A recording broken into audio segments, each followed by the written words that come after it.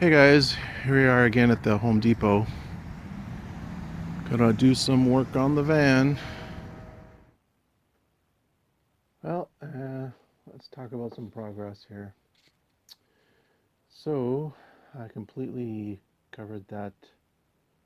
What was that? That's where the CNG control box is on the other side. It's completely sealed now. And I put this pink stuff all up here, and I did this. I don't know what they call this. Soffit? I don't know. Fascia or soffit? I think that's a soffit, and this is the fascia. I don't really know the terms. And then I have, this has taken me a long time, putting all this tape up and all the spots and covering. As you can see, I've got layers.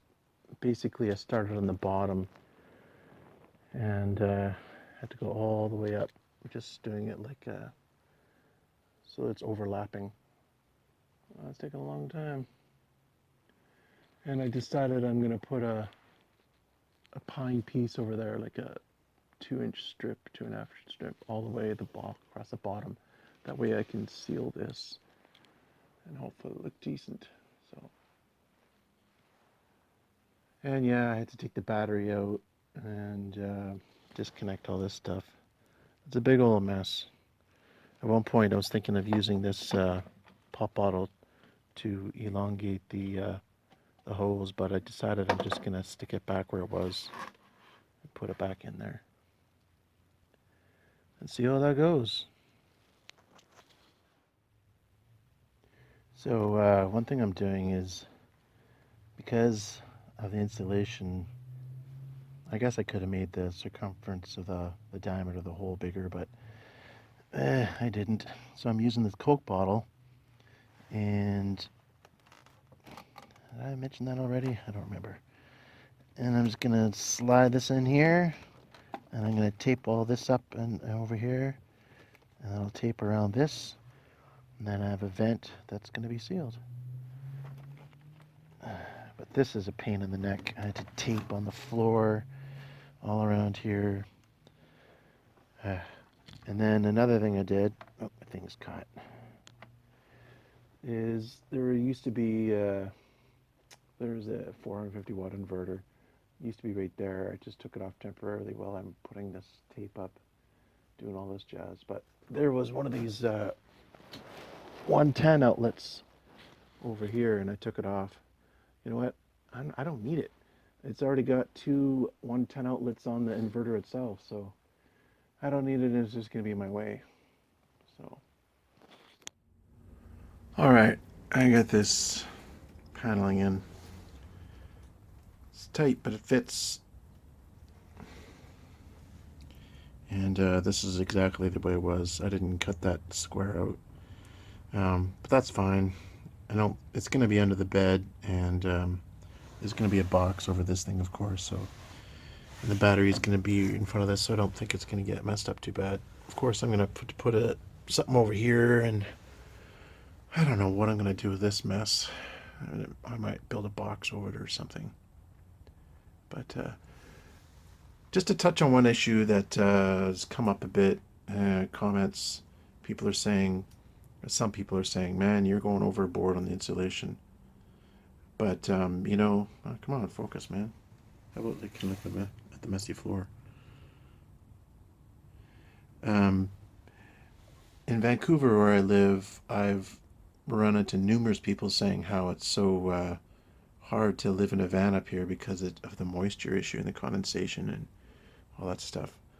But I have not found that to be the case. And I think the reason is because my other van, is heavily insulated with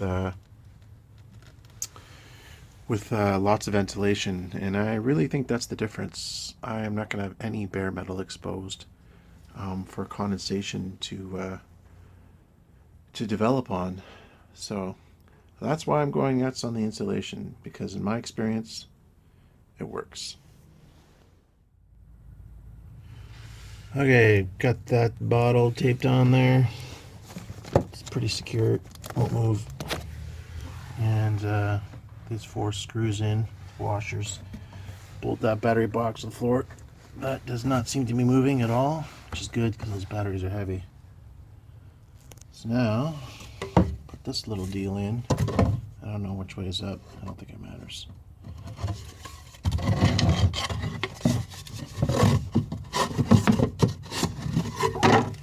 Pooey, dusty. Now, to sort out this mess of wires, I hope I'm going to remember how to do this. I did mark it 1 and 2 cables. So, if you ever have to do wiring like this, make sure you mark the cables so you know where they go. Otherwise, problems. Alright, looks like the battery acid is a little bit low. It's not quite touching, I know it's hard to see. It's not quite touching the plastic of the top part. It's about a 1/4 inch below it.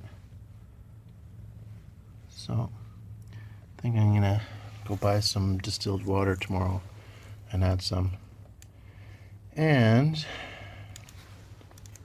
I have to stop what I'm doing now because 3 reasons. I was hoping to connect the battery tonight and have lights again, because right now I'm just using a headlamp.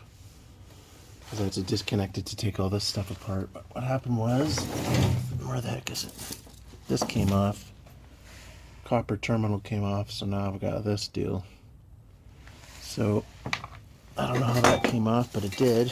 Where the heck is it? This is why you shouldn't have a mess while you're doing stuff. Because it makes everything more difficult. It's better to be organized. Anyway, that came off, so I don't know if I could uncrimp this and redo it or just buy new ones. I'm going to see how much they are. I know they're fairly expensive. Well, you know, $5 or $10 or something. But for a piece of copper, it seems quite a bit. But I don't have the proper crimp tool, so yahoo.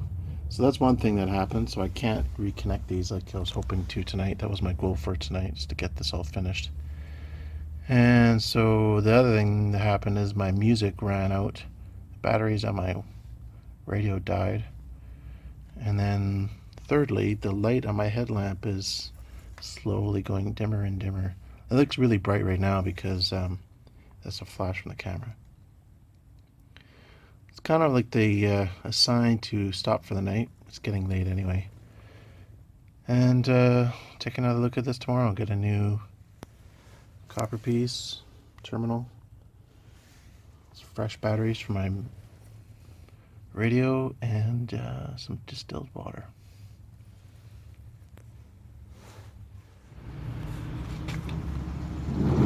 Nope. Make sure it's locked.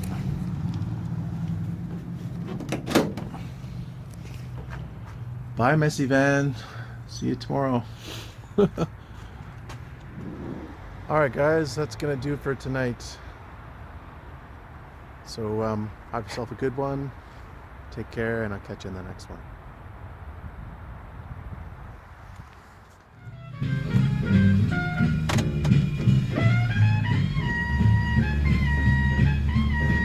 Bye, Home Depot.